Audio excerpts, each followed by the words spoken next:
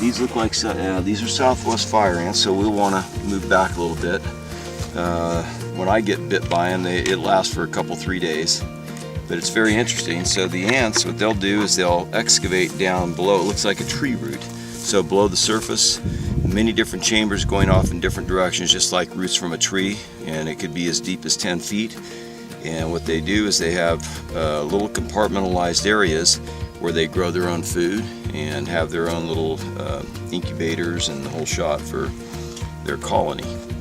And just an FYI, there's more biomass of ants on Earth than any other thing, any other biological organism. So they'll be the last ones to go.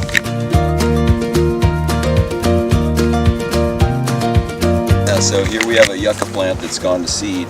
An interesting biological note about this plant has a symbiotic biological relationship with the yucca moth. So without the moth, this plant wouldn't exist, and without this plant, the moth wouldn't exist. So when it flowers, the moth gets in there and pollinates and does all that stuff. So that's how they get pollinated, and it also lays its eggs in here, and that's where the moth comes from. So this is a very fragrant plant, and you can tell by the square stems and opposite leaves that it's a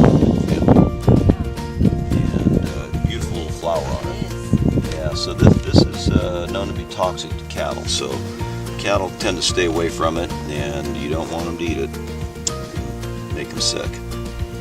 But yeah, very, very pretty.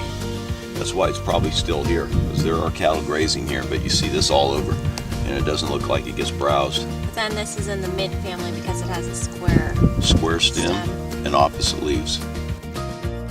Hey buddy, we're out of here.